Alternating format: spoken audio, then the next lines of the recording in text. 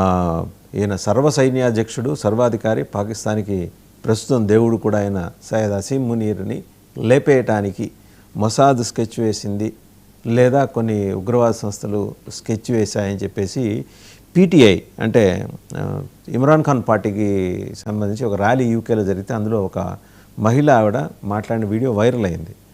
ఆయన car bomb తోటి లేపేసే ప్రమాదం. ఇది ముందరే నోటీస్ చేసి ఆయన ఎక్కడికి వెళ్ళినా కూడా చాలా అప్రమత్తంగా ఉంటున్నాడు బుల్లెట్ ప్రూఫ్ జాకెట్ తోటి. ఇవాళ హఠాత్తుగా ఈ నెరేటివ్ బయటికి రావడానికి that from the opposition quarters గల కారణం ఏంటండి? ఇమ్రాన్ ఖాన్ పార్టీకి చెందిన వాళ్ళ మద్దతుదారుల నుంచి వచ్చింది ఈ అబ్జర్వేషన్. సటన్లీ మునీర్ గారికి ఏంటంటే ఇమ్రాన్ ఖాన్ గారి మీద పీకల వరకు కోపం. ఎట్టి పరిస్థితుల్లోనూ ఆయన్ని ఉరి తీయాలని చూస్తున్నారు. అది అందులో డౌట్ ఏం లేదు. ట్రయల్స్ చేశారు, పబ్లిక్ రియాక్షన్ ఎలా ఉంటుందని. వీలైనంత వరకు కష్టాలు సృష్టిస్తున్నారు. 3 జైలు పనిష్మెంట్స్ ఇవ్వడం జరిగింది ఆల్రెడీ. ఇంకా ట్రీజన్ అన్నది ఫైజ్ అహ్మద్ని తోడు తీసుకుని మళ్ళా తిరిగి తోడాలని చూస్తున్నారు. ట్రీజన్లో పనిష్మెంట్ ఏదైనా లైఫ్ ఇంప్రిజన్మెంట్ ఉంటుంది, లేకపోతే డెత్ పనిష్మెంట్ ఉంటుంది. సో ఆ విధంగా అందులో ట్రై చేస్తున్నారు. ఎస్, యూకేలో అది వైరల్ అయిన వీడియో. అది ఏంటంటే ఒక ఎమోషనల్ వీడియో తప్పితే కానీ నేను అనుకోవడం దాని వెనకాల పటిష్టమైన ప్లాన్ అంటూ లేదు. ఆ పటిష్టమైన ప్లాన్ అంటూ ఉంటే వాళ్ళు ఎప్పుడూ డిక్లేర్ చేయరు. అయినా కానీ యూకేలో అయితే పాకిస్తాన్లో ఆయనకి ఇంపాక్ట్ చాలా తక్కువ ఉంటుంది. అక్కడి నుంచి ఆర్గనైజ్ చేయడం చాలా కష్టం. ఇంకా పాకిస్తాన్లోనే విత్ ఇన్ పాకిస్తాన్ జరిగే అవకాశాలు మాత్రం చాలా ఎక్కువ ఉన్నాయి. అందుకని ఆయన బుల్లెట్ ప్రూఫ్ జాకెట్ పెట్టుకోవడం, తర్వాత బంకర్లో షెల్టర్ తీసుకోవడం ఫ్రీక్వెంట్గా, తర్వాత ప్రైవేట్ ఎయిర్ క్రాఫ్ట్ ఇవన్నీ వాడటంలో కూడా చాలా జాగ్రత్తగా ఉండడం. ఎందుకంటే మ్యాక్సిమం ఈ డిక్టేటర్స్ని ఫినిష్ ఆఫ్ చేయడం ఏరోప్లేన్ యాక్సిడెంట్స్లోనే జరిగినాయి. అది కూడా ఆయన జాగ్రత్తగా ఉంటారు, అందులో డౌట్ ఏమి లేదు. కాకపోతే ఏంటంటే ఇప్పుడు ప్రస్తుతానికి మనం యుక్రెయిన్ రష్యా దాని మీద ఉన్నాం. దానిలో చూస్తే ఏంటంటే ఒకటి ఇంకో పాయింట్ అమెరికాది కనిపిస్తుంది ఏంటంటే పీస్ ప్రపోజల్ వాళ్ళు ముందరికి తీసుకెళ్లాలని చాలా తీవ్రంగా ప్రయత్నిస్తున్నారు. ఇంకో కారణం ఉంది, బలవత్తర కారణం ఉంది. అటు సౌత్ చైనా సీలో చైనా మ్యాసివ్ డ్రిల్స్ చేస్తుంది తైవాన్ గురించి, తైవాన్ ఆక్యుపేషన్ కోసం. అది ఎప్పుడో ఫ్రేమ్ చేసుకున్న కొన్ని డికేట్స్ కింద ఫ్రేమ్ చేసుకున్న పాలసీ ప్రకారం అయితే ఎకనామిక్ డెవలప్మెంట్ 2017 వరకు ఫోకస్ చేసి దాని తర్వాత నెక్స్ట్ డికేట్ మిలిటరీ డెవలప్మెంట్ మీద ఫోకస్ చేయాలనుకున్నారు. ఆ విధంగా చూస్తే 2027 అన్న సంవత్సరం చాలా క్రిటికల్గా కనిపిస్తుంది రీఇంటెగ్రేషన్ ఆఫ్ తైవాన్. సో ఆ విధంగా సౌత్ చైనా సీలో ఏదో యాక్షన్ నెక్స్ట్ 2 yearsలో 26-27లో 100% జరిగే అవకాశాలు చాలా కనిపిస్తున్నాయి. ఎక్సైజులు కూడా నడుస్తున్నాయి. దీనికి అమెరికా తయారవుతుందా? అమెరికా దానికి తయారవ్వాలంటే రష్యాని చైనా సపోర్ట్కి ఇచ్చేదానికి తగ్గించాలి. ఎలా తగ్గిస్తారు? ఈ శాంతి చేసి కొంచెం ఫ్రెండ్లీనెస్ రష్యాతో డెవలప్ చేసుకుని ఏదో ఆంక్షలు ఈ ఆయిల్ మీద దీని మీద ఉన్న ఎక్స్పోర్ట్ ఆంక్షలు తీసేసి అలాగే ఫ్రీజ్ చేసిన మనీ రిలీజ్ చేస్తే సటన్లీ చైనాకి ఇచ్చే సపోర్టు 100% ఉండకపోవచ్చు. ఆ విధంగా కూడా మనం ఆ కోణంలో కూడా చూడాల్సింది. ఎందుకంటే అమెరికా చాలా తీవ్రంగా ట్రై చేస్తుంది యుక్రెయిన్ రష్యా మీద పీస్ ప్రపోజల్. ఆ విధంగా చూద్దాం. ఇంకా విఐపి అసాసినేషన్ అంటారా? ఎస్, మునీర్ గారికి సటన్లీ థ్రెట్ ఉంటుంది. ఎందుకంటే పీటీఐ చాలా యాంగ్విష్లో ఉన్నారు. ఎన్డబ్ల్యూఎఫ్పిలో వాళ్ళ చీఫ్ మినిస్టర్ ఎవరైతే ఒరిజినల్ చీఫ్ మినిస్టర్ ఉన్నారో ఆయన రిజైన్ చేశారు. ఇప్పుడు ప్రస్తుతానికి ఒక కేర్ టేకర్ చీఫ్ మినిస్టరే ఉన్నారు, నామమాత్రం చీఫ్ మినిస్టరే. అలాగే మౌల్వీల మీద ఫజలుర్ రహమాన్ క్యాండిడేట్ మీద ఫైరింగ్ చేసి ఆయన చంపేయడం జరిగింది. ఇదంతా ఐఎస్ఐ చేస్తుంది. దీనికి కీ ఫిగర్ అంటే ఒక వర్డ్ వాడతారు, సెంటర్ ఆఫ్ గ్రావిటీ. పాకిస్తాన్లో ఈ రోజున సెంటర్ ఆఫ్ గ్రావిటీ మునీర్ గారు కాబట్టి సటన్లీ అటెంప్ట్స్ జరుగుతాయి. దానికి జాగ్రత్తలు ఆయన ఉన్నారు. చెప్పండి. రైట్.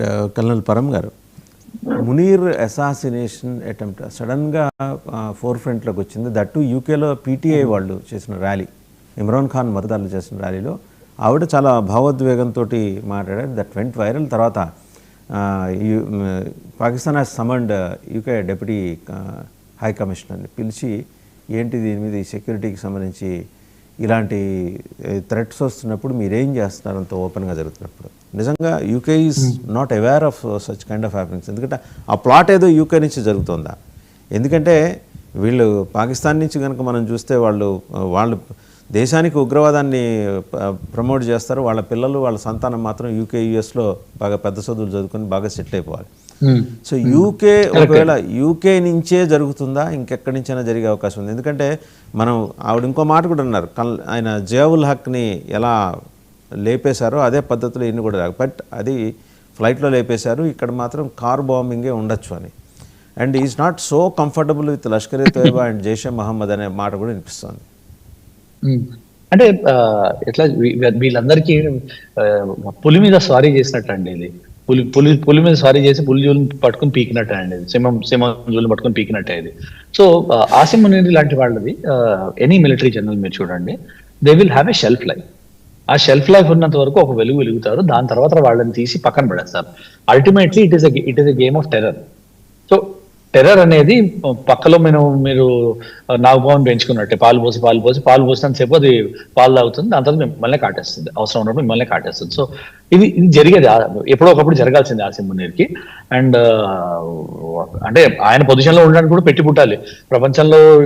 ప్రపంచ మిలిటరీ హిస్టరీలోనే యుద్ధం ఘోరంగా ఓడిపోయిన వాడికి ఫీల్డ్ మార్షల్ చేసి దేశాన్ని అంతని కట్టబెట్టింది పాకిస్తాన్ దేశం ఒకటే. సో వాళ్ళ కల్చర్ గురించి మనం మాట్లాడుకోవడం వేస్ట్. కానీ బట్ పాయింట్ ఏంటంటే ఆయన యాజ్ ఆఫ్ నౌ ఆయన లైఫ్ మీద అటెంప్ట్ అయిందా అంటే అది కొంచెం హాస్యాస్పదంగానే అనిపిస్తుంది. సరే ఎక్కడో ఇంగ్లాండ్ లోకి వెళ్ళి ఎవరో కమెంట్ చేశారని అసాసినేషన్ అటెంప్ట్ జరిగిపోతుందని కాదు, కానీ ఆవిడ మాట్లాడింది తెలిసిందే, ప్రతి ఒక్కరి మీద అయ్యేది ఆయన మీద కూడా జరుగుతుంది. ముషరఫ్ మీద జరిగింది, జియావుల్ హక్ మీద జరిగే అటెంప్ట్లు, నవాజ్ షరీఫ్ మీద జరిగే అటెంప్ట్, బెనజీర్ భుట్టో మీద జరిగే అటెంప్ట్లు, అల్టిమేట్లీ బెనజీర్ భుట్టోని చంపేశారు. ఇమ్రాన్ ఖాన్ మీద కూడా జరిగింది అటెంప్ట్. జరగంది ఎక్కడ? లాలెస్ కంట్రీలో ఏమైనా జరగచ్చండి. సో దాన్ని మనం పెద్ద డెవలప్మెంట్ కి డిరేట్ చేయకూడదు. కానీ ఎక్కడ అవుతుంది అంటే one more thing which you have to observe and world has to take notice to. ప్రపంచం ఇప్పటిదాకా కూడా ఇగ్నోర్ చేస్తుంది, బికాస్ దట్ ఈస్ యూరోప్. కాబట్టి మొత్తం సెంట్రల్ యూరోప్ దగ్గర నుంచి upward north towards England, Islamisation of Europe అయిపోయింది ఆల్మోస్ట్. ఫ్రాన్స్ లో అయిపోయింది, బెల్జియం లో అయిపోయింది, సో సెంట్రల్ యూరోపియన్ రిపబ్లిక్స్ లో అయిపోయింది. అల్జీరియా దగ్గరించి outflow of refugees and all to various of these countries. ఇప్పుడు స్పెయిన్, పోర్చుగల్ టార్గెట్ లో ఉన్నాయి. So very extensively Germany, Netherlands ఒక కంట్రీ నించుంది, మేము చేయనీయమని. అవుతోంది మా దగ్గర, మేము చేయనీయమని ప్రైమ్ మినిస్టర్ నించున్నాడు. మిగతా వాళ్ళందరూ ఫ్రీ ఫ్లో చేశారు, అది రామరాజ్యం అయిపోయింది అక్కడ. ఎవడైనా వచ్చి కన్వర్ట్ చేస్తాడు, ఎవడైనా వచ్చి ఇస్లామిసైజ్ చేసేస్తున్నాడు. లండన్ లో చూడండి ఇప్పుడు అది it's mini Pakistan, mini Islamic కాలనీలో కనిపిస్తుంది ఇంగ్లాండ్. సో వెరీ సూన్ మీరు ప్రొలిఫరేట్ అవనిస్తే అదే జరుగుతుంది. And then all those international plots, ఒకడు ఇస్లామిక్ బేసికలీ వాళ్ళకు కూడా ఏంటి, మా మాట విన్నవాడు మాకు కావాలి, వాడు ముస్లిమా కాదనే సెకండ్ విషయం. మా మాట వింటే వాడు ముస్లిం, మా మాట వినకపోతే వాడు కాఫిర్, సో వాడిని చంపేది. సో మునీర్ వీళ్ళ మాట విన్నంత వరకు మునీర్ని ఉంచుతారు. దాని తర్వాత their lobby will come and they will eliminate. వాడి షెల్ఫ్ లైఫ్ అయిపోయిన తర్వాత కుళ్ళిపోయిన అన్నాన్ని మనం కుళ్ళిపోయిన ఫుడ్ ఐటమ్స్ మనం ఫ్రిడ్జ్ లో ఎట్లా పెట్టుకోమో అట్లాగే మునీర్ని కూడా తీసి చెత్తబుట్టలో పడేస్తారు. That is something which you can తప్పకుండా రాసి పెట్టుకోవచ్చు, మనం దానిలో పెద్ద డౌట్ ఏం లేదు. ఆయన షెల్ఫ్ లైఫ్ ఉన్నంత కాలం మాత్రం ఆయన వెలుగుతాడు, అది ఆయన అదృష్టం అంతే. కల్లర్ పరం గారు, ఆందోళన కలిగించే పరిణామాలు ఏంటంటే మొత్తం ఏషియా ఖండం అండ్ యురేషియా, ఇక్కడే ఫోకస్డ్గా ఈ టెర్రర్ యాక్టివిటీస్ జరుగుతున్నాయి. ఇది ఒక ఇంటర్నేషనల్గా ఉన్న జియోపొలిటికల్ అఫైర్స్ ఎక్స్పర్ట్స్ అబ్జర్వేషన్. దీని మీద ఆసియా ఖండం మీద పెత్తనం చేస్తూ వీళ్ళకి వెపన్స్ అమ్ముతూ సొమ్ము చేసుకుంటున్న అమెరికా దాష్టికాన్ని ఇన్ఫ్యాక్ట్ ఎంటైర్ ఏషియన్ రీజన్లో పెద్ద కంట్రీస్ అంటే మన భారత్ అండ్ చైనా, లేదా చైనా అండ్ భారత్ అనుకోవాలి, అండ్ పాపులేషన్ స్ట్రెంత్ వైజ్ వాళ్ళు ఉన్నారు కాబట్టి వీళ్ళు కలిస్తే దీన్ని నిరోధించే అవకాశం ఉందా? కలవకుండా ఉండటానికి అమెరికా చేస్తున్న ప్రయత్నాలు ఏమన్నా? ఎందుకంటే మన పెంటగాన్ రిపోర్ట్ చూస్తే అది అర్థమైపోయింది. 10th క్లాస్ పిల్లాడు కూడా చెప్పేస్తాడు, ఇది అప్పటికప్పుడు తయారు చేసి ఏదో మార్చి సెప్టెంబర్ ఎగ్జామ్స్లో సెప్టెంబర్లో పాస్ అవడానికి చేస్తుంటారు చూడండి, అట్లాంటిది రిపోర్ట్. అంటే టు ఎక్స్పోజ్ చైనా అగైన్స్ట్ భారత్కేమో మేము మీకు సపోర్ట్, ఎవడు అడిగాడు వాళ్ళ సపోర్ట్, మీకు సపోర్ట్ ఉన్నాం, మీరు అప్రమత్తంగా ఉండండి. మొత్తం ఏషియన్ రీజియన్ మొత్తం మీద కూడా అశాంతి, అస్థిరత, ఇస్లామైజేషన్కి డబ్బులిచ్చి ప్రోత్సహిస్తున్నది ప్రపంచ పోలీస్ అనే అనుమానమా, వాస్తవమా, నిజమా, అర్ధసత్యమా? మీరేమంటారు? ఓ సత్యమే అండి అది. సో మీరు ఒకటి మనం జియో పొలిటికల్ అఫైర్స్ లో ఒకటి స్ట్రాటజీగా అబ్జర్వ్ చేయాల్సింది ఏంటంటే యుఎస్ఏ దగ్గర ఒక అడ్వాంటేజ్ ఉంది, ఇట్స్ జియోలాజికల్ పొజిషన్. ఈ ఈ దరిద్రానికి అంతటికి బై నేచర్ వాళ్ళు దూరంగా ఉన్నారు. సో వాళ్ళ దగ్గర ఏం జరగాలన్నా కూడా సప్త సముద్రాలు దాటి వెళ్ళాలి వాళ్ళ దగ్గరికి. సో ఆ డేంజర్ వచ్చేప్పుడు వాళ్ళకి న్యాచురల్ అవేర్నెస్, న్యాచురల్ అలర్ట్ వచ్చేస్తుంది వాళ్ళ దగ్గరికి. So CA, America has been pumping in money from 50s and 60s. So it is a doctrine. CA చాలా spies retired spies from CIA. And then ఇంకొకటి అతని పేరు మర్చిపోతున్నాను, రష్యన్ స్పై ఒక book రాశాడు, చాలా పెద్ద బుక్ రాశాడు. దానిలో కూడా అతను డాక్యుమెంట్, అతని పేరు గుర్తొచ్చిందంటే ఆ బుక్ పేరు చెప్తాను నేను. అది ఆ బుక్ దొరకలేదు నాకు, కానీ అతని దానిలో ఇండియా చాప్టర్స్ చదివాను నేను. సో ఆ బుక్ కోసం ఇప్పటికి కూడా వెతుకుతున్నాను నేను. క్రాస్ వర్డ్స్ కోసం ఎక్కడ దొరికితే అక్కడ ఎయిర్పోర్ట్ లో వెళ్తాను, అడుగుతాను, వాళ్ళ దగ్గర లేదంటారు. ఆ బుక్ నేను చెప్తాను, మేబీ ప్రోగ్రామ్ అయ్యేలోపు చెప్తాను, లేకపోతే తర్వాత మీకు మెసేజ్ చేస్తాను ఆ బుక్ ఏంటనేది. 1200-1300 పేజీల బుక్ అది.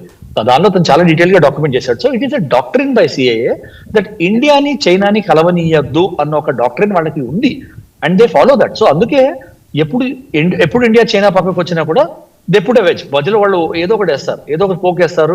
చైనాకి డీల్ ఇవ్వడమో, లేకపోతే చైనా నుంచి కలపడమో, లేకపోతే ఇక్కడి నుంచి పాకిస్తాన్ నుంచి కలపడమో, ఇండియా అటెన్షన్ డైవర్ట్ చేయడం చేస్తారు. So their whole doctrine is వాళ్ళ సర్వైవల్, వాళ్ళ వరల్డ్ డామినెన్స్ కావాలంటే ఇండియా చైనా కలిసి రాకూడదు అని చాలా క్లియర్ డాక్ట్రిన్ ఒకటి ఉంది. దాంతో పాటు తోడైంది ఏంటి, China expansionist regime and communist regime. వాళ్ళకి చైనాకి వాళ్ళు అట్ ఎనీ కాస్ట్ వాళ్ళ టెరిటోరియల్ ఇంటిగ్రిటీ పెంచుకుంటూ పోవాలని, దేశాలను ఆక్యుపై చేసుకుంటూ పోవాలని. అది భారత్ ఏమంటుంది, మేము భరించామంటుంది. సో ఆ మన డిజగ్రిమెంట్స్ ని యూజ్ చేసుకుని వాళ్ళు యుఎస్ఏ సర్వైవ్ అవుతోంది. కానీ the day hypothetically India China finish the differences and come together, ఒక ఎకనామిక్ కారిడార్ క్రియేట్ చేసే అనుకోండి India China, there is nothing stopping our countries.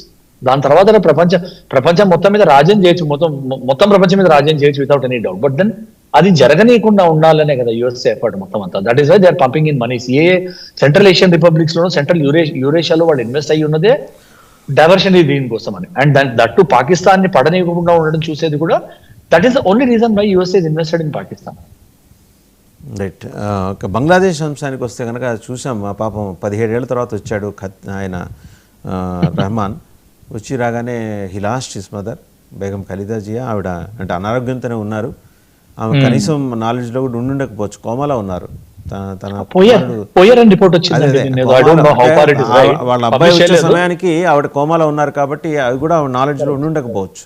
So వచ్చాడు, తన కుమారుడు వచ్చాడు రేపొద్దున. ఇదేంటి అన్న దీన్ని అడ్వాంటేజ్గా తీసుకుని రేపొద్దున ఒకవేళ ఎఫెటాల్ జరిగితే మళ్ళీ షరతులు వర్తిస్తాయి, జరుగుతాయన్న నమ్మకం అయితే ఫిబ్రవరి 12 ఎన్నికలు బంగ్లాదేశ్లో ఎక్కడా దానికి రూఢిగా చెప్పలేని పరిస్థితి. ఓ పక్క ఫెయిల్డ్ స్టేట్ అక్కడ బంగ్లాదేశ్లో కనిపిస్తుంది, యూనస్ మహమ్మద్ ఫెయిల్డ్ స్టేట్ అనేది ఆస్పెక్ట్ కనిపిస్తుంది. ఆ నెపం చూపించి ఏమన్నా రిఫరెండంకి వెళ్ళే అవకాశం ఉందా ఫర్దర్గా? వన్స్ అగైన్ మరి యూనస్ గురించి మాట్లాడుకోవాలంటే is another Zelensky, another classic example. ఇంకో జోకర్ని కూర్చోబెడితే దేశం హాలత ఏమవుతుంది అనేది. సో అండ్ పపెట్, ఆయన యూనస్ అన్ఫార్చునేట్లీ ఒక పెద్ద పపెట్, కీలుబొమ్మల ఆటలో కీలుబొమ్మను ముందర కూర్చోబెట్టినట్టు కనిపించేది కీలుబొమ్మ, ఆడించేవాడు వేరేవాడు. సో రెఫరెండం అయితే జరగదండి బంగ్లాదేశ్ లో, బికాస్ క్లియర్ గా పబ్లిక్ సెంటిమెంట్ ఎటు వెళ్తుంది అనేది ఎవరు చెప్పలేరు ఇప్పటికి కూడా. సో రెఫరెండం అయితే జరగనియరు. మై రీడింగ్ ఇస్ ఎలక్షన్ ఫిబ్రవరిలో అయినా అవ్వకపోయినా కూడా వాళ్ళు ఒక ఫ్రాడ్ ఎలక్షన్ చేసి ఒక యూనస్ కన్నా కొంచెం యూనస్ లాంటి ఇంకో జోకర్ని తీసుకొచ్చి కూర్చోబెడతారు. సో దట్ యుఎస్ఏ లేమంటే లేవచ్చు, కూర్చోమంటే కూర్చోవచ్చు. And Bangladesh can be used as a destabilising ground for India. అది ఒక పెద్ద ఎత్తుగా చేస్తున్నారు. అందుకే మీరు మొన్న హేమంత బిశ్వ శర్మ అన్న స్టేట్మెంట్ చాలా ఇంపార్టెంట్, మీరు చూడాల్సిందే. మీరు మా ఒక చికెన్ దగ్గర నుంచి మాట్లాడుతాను, మీకు 2 ఉన్నాయి, మీరేం చేసుకుంటారని అడిగాడు ఆయన. సో యునో మేము కూడా అబ్జర్వ్ చేస్తున్నాము, మా డీసెన్సీ మేము మీ దేశంలో ఇంటర్ఫియర్ కాకపోవడం అనేది మనం చాలా క్లియర్ మెసేజ్ ఇచ్చాం బంగ్లాదేశ్కి. బట్ మనం వెయిట్ చేసుకోవాల్సింది ఏంటంటే, ప్రపంచ దేశాలు ఏవైతే ఇండియా ఉనికిని ఫినిష్ చేయాలనుకుంటున్నాయో వాళ్ళు కావాల్సింది ఏంటి, ఇండియా బంగ్లాదేశ్ తో యుద్ధం చేయాలని. అందుకే విపక్షాలు కూడా మనం మాట్లాడితే చూడండి, ఫండెడ్ విపక్షాలు ఏవైతే ఉన్నాయో, సోరోస్ లో గురించి ఫండ్ అయిన విపక్షాలు ఏమున్నాయో, మీరు అంతా హిందూ అంటున్నారు, అక్కడ హిందూస్ అవుతుంటే మీరు ఎందుకు మాట్లాడట్లేదు, వెళ్ళండి యుద్ధం చేయండి, వెళ్ళి తీసుకురండి వాళ్ళని అంటున్నారు. యుద్ధం చేయండి అని వెళ్ళి థ్రెట్ ఇస్తున్నారు, అంటే మీకు దమ్ము లేదనమాట అని, అంటే ఉచికొల్పడానికి ట్రై చేస్తున్నారు. ఎందుకు? నాశనం అనేది ఎవరు? బంగ్లాదేశ్ మీద యుద్ధం. బంగ్లాదేశ్ ఆల్రెడీ నాశనం అయిపోయిన దేశం. దాన్ని మనం యుద్ధం చేసేందుకు నాశనం చేయాలి? మిగతా కూడా చాలా చేస్తున్నాం మనం, లైక్ టాక్సింగ్ దిసింగ్, వాళ్ళ సీ రూట్, వాళ్ళ ల్యాండ్ రూట్ క్లోజ్ చేశాం మేము. మీరు ల్యాండ్ రూట్ రాలేరు, మీ సీ రూట్ లోనే పంపించచ్చు మీ ఇంపోర్ట్స్ అన్ని అన్నారు. సడన్ గా ఇంటర్నేషనల్ బ్రాండ్స్ ఏవైతే వాళ్ళ దగ్గర బంగ్లాదేశ్ దగ్గర క్లోత్ అవి చేసుకుంటారో వాళ్ళ రేట్స్ డబుల్ ట్రిపుల్ అయిపోయినాయి. ఎందుకంటే సీ రూట్ లో లిమిటెడ్ ఉన్నాయి, కోల్కతాకి రావాలి లేకపోతే డౌన్ సౌత్ కోస్ట్ కి రావాలి వాళ్ళు. మేము ల్యాండ్ రూట్ ఇవ్వమన్నారు ఇండియా వాళ్ళు, సింపుల్ గా ఒక స్టెప్ లో అంతే. నువ్వు నోటిఫికేషన్ మాట్లాడి మేము ఒకటే, సరే మాకు ల్యాండ్ రూట్ మాకు క్లాగ్ అయిపోతుంది, సో ల్యాండ్ రూట్ యాక్సెస్ లేదు, మీరు ఎక్స్పోర్ట్ చేసుకునేవన్నీ మీరు ఎక్స్పోర్ట్ కూడా ఆపట్లేదు, నువ్వు ట్రేడ్ ఆపట్లేదు, సీ నుంచి పంపించుకోండి మీరు అన్నారు. అక్కడ ఈ నైకీ, అడిడాస్, H&M, జారా లాంటి ఇంటర్నేషనల్ బ్రాండ్స్ ఆహాకారాలు ఎత్తాయి. దాంతో ఏమైంది, సెపరేట్ గా మన ప్రభుత్వం వెళ్ళి ఏమైంది, ఓకే పర్లేదు మీకు అక్కడ ఖర్చులు పెరిగాయి కదా ఇండియాకి వచ్చి చేసుకోండి అన్నారు. సో సడన్ గా మీకు కొన్నాళ్ళ తర్వాత ఏం కనిపిస్తాయి, వీటి అన్ని మేడ్ ఇన్ బంగ్లాదేశ్ లేబుల్ నుంచి మేడ్ ఇన్ ఇండియా లేబుల్ వస్తుంది. సో ఏమైంది, స్ట్రాటజిక్ షిఫ్ట్, రెవెన్యూని తీసుకెళ్ళి బంగ్లాదేశ్ నుంచి ఎత్తి ఇండియాలో తీసుకొచ్చి కూర్చోబెట్టారు అండ్ బంగ్లాదేశ్ కి వాళ్ళ ప్లేస్ చూపించాం. ఇలాంటి యాక్టివిటీస్ చేసి బంగ్లాదేశ్ ని ప్లేస్ లో పెడితే చాలు, వాళ్ళని యుద్ధం చేసి తొక్కక్కర్లేదు, యుద్ధం చేసి తొక్కాల్సిన అవసరం లేదు, యుద్ధం చేసి మనం కూడా రాచడమే అవసరం లేదు. Through economic blockade we can arrest the ప్రావెస్నెస్ ఆఫ్ బంగ్లాదేశ్ అని అంటారు, అంతేనా? అంతే అంతే అంతే అంతే. అండ్ బంగ్లాదేశ్ మీద ఒక కన్నేసి ఉంచాము, మీ మీద కన్నేసి ఉంచాము, ఇలాంటివి మేము బోర్డులని చేయగలుగుతాము, మీరు జాగ్రత్తగా బతకండి, మా అనవసరంగా మిమ్మల్ని పుట్టించింది మేము మమ్మల్ని లాగడానికి ట్రై చేయకండి, మేము ఏమైనా చేయగలుగుతాం కానీ చెయ్యట్లేదంటే మా డీసెన్సీ అని క్లియర్ మెసేజ్ ఇస్తున్నాం. And we should stand strategically that way only అండి. వెళ్ళి యుద్ధం చేసి మనం ఏ యుద్ధము, నేను మల్టిపుల్ టైమ్స్ మీకు మీ ప్రోగ్రామ్ లో కూడా అన్నాను, వేరే ప్రోగ్రామ్స్ లో కూడా అన్నాను, మోడర్న్ వార్ఫేర్ ఇన్ని రోజులు, ఈవెన్ ఇరాక్ వార్ కూడా ఒక లెవెల్లో ప్రెడిక్ట్ చేశారు, సరే కొంచెం ఎక్స్టెండ్ అయింది, అయిపోయింది. But modern warfare since international boundaries are only imaginary, modern warfare ఇన్నాళ్ళలో జరుగుతుంది, ఇన్నాళ్ళలో అయిపోతుంది అని ప్రెడిక్ట్ చేయడం మాత్రం ఇంపాసిబుల్ అండి. సో అలాంటి ఛాన్స్ మనం తీసుకోకూడదు. రైట్. కల్నల్ రావు గారు కుడి ప్లీజ్ కంక్లూడ్, అంటే ఈ బంగ్లాదేశ్ డెవలప్మెంట్స్ నేపథ్యంలో ఈ బంగ్లాదేశ్ది ఒక వింత పోకడ కనిపిస్తుందండి. హాడీని బ్రెయిన్ డెడ్ అయినా కానీ సింగపూర్ తీసుకెళ్లారు, అక్కడ ఫైనల్ గా డెత్ డిక్లేర్ అయిన తర్వాత మళ్ళీ తిరిగి తీసుకొచ్చి ఎప్పుడూ లేని లోవర్ లెవెల్ క్యాడర్ ని నేషనల్ లీడర్ చేశారు. అలాగే బిఎన్పి లీడర్ని కూడా మామూలుగా బంగ్లాదేశ్ లో దొరకని వైద్యం లండన్ లో దొరికేది ఏది స్పెషల్ గా లేదు అంత నేషనల్ లీడర్కి. అక్కడి నుంచి లండన్ తీసుకెళ్ళడం, మళ్ళీ ఇప్పుడు ఈ రోజు కానీ నిన్న కానీ తీసుకొచ్చినట్టున్నారు, ఈ రోజు అంత్యక్రియలు జరుగుతాయని విన్నాం. ఇదేంటంటే ఈ టైంలోనే మొన్న 3 రోజుల క్రితం వాళ్ళ కొడుకు సతీ సమేతంగా బంగ్లాదేశ్ తిరిగి రావడం, ఒక గ్రాండ్ ర్యాలీ ఆర్గనైజ్ చేయడం, దీని తర్వాత అంత్యక్రియలు అవడం, ఇదంతా ఒక సింపతి వేవ్ క్రియేట్ చేయడానికి ఇది తప్పనిసరిగా జరుగుతుంది. బిఎన్పిని వాళ్ళు నిలబెట్టాలనుకుంటున్నారు, ఎందుకంటే ఆయన కూడా, రెహమాన్ కూడా యాంటీ ఇండియా స్టాన్స్ ఉందని చాలా క్లియర్గా పాకిస్తాన్ ఐఎస్ఐకి తెలుసు. పాకిస్తాన్ ఐఎస్ఐ పాకిస్తాన్ పాలసీని ఫాలో అవుతుంది, పాకిస్తాన్ ఏమో అమెరికాని ఏదో చూపిస్తుంది. మొన్న మార్టిన్ ఐలాండ్ దగ్గర ఒక బోట్ క్యాప్సైజ్ అవడము ఏదో ఒక యాక్సిడెంట్ జరిగింది. అందులో ఎగ్జాక్ట్లీ ఏం జరిగింది అన్నది చాలా డీటెయిల్స్ రాలేదు, కానీ కొన్ని డెడ్ బాడీస్ మాత్రం అమెరికన్ ఎంబసీ లిఫ్ట్ చేసి డైరెక్ట్గా ట్రాన్స్పోర్ట్ చేయడం జరిగింది. విన్నది ఏంటంటే అక్కడ మెరీన్స్ ప్రజెన్స్ కనిపించిందని చెప్పి విన్నాం. సో ఈ విధంగా ఐఎస్ఐ ప్రోత్సహిస్తోంది. జమాతే ఇస్లామీ సపోర్ట్ చేస్తున్న స్టూడెంట్ లీడర్స్ చిన్న చిన్న లీడర్స్ అయ్యి వాళ్ళు గవర్నమెంట్ ఫామ్ చేసే శక్తి ఉండదు వాళ్ళ దగ్గర. అందుకని వీళ్ళు మేజర్ పవర్ కింద, అంటే మేజర్ పొలిటికల్ పార్టీ కింద బిఎన్పిని నుంచోబెట్టి, బహుశా దానికి సపోర్ట్గా కొంతమంది ఇండిపెండెంట్స్ స్టూడెంట్ లీడర్స్ నుంచోబెట్టి ఒక అవామీ లీగ్ని బ్యాన్ చేసి ఒక వాళ్ళకి కావాల్సిన గవర్నమెంట్ ఫామ్ చేయాలనుకుంటున్నారు. దాని గురించి ఈ రోజు నుంచి సింపతి వేవ్, ఓదార్పు యాత్ర ఇటువంటివి మొదలవుతాయని నా అనిపిస్తోంది. దీన్ని ఇండియా అబ్జర్వ్ చేస్తూ కౌంటర్ చేయాల్సిన అవసరం ఎంతో ఉంది. అవామీ లీగ్ని బేసికలీ ఎలక్షన్స్లో అవామీ లీగ్ పార్టీ కింద పర్మిట్ చేయాలి ఎలక్షన్స్లో పార్టిసిపేట్ చేయడానికి. అప్పటి వరకు అక్కడ స్టెబిలిటీ రాదనిపిస్తుంది నాకు. చెప్పండి. రైట్, థ్యాంక్ యూ కల్నల్ రావు గారు, కల్నల్ పరమేశ్వర గారు. చూసాం కదా, సో మొత్తానికి ఏంటంటే ప్రెసిడెంట్ పుతిన్ మీద జరిగిన హత్యాయత్నం వెనక ఉన్న ఫ్యాక్టర్స్ ఏంటి, ఐసిస్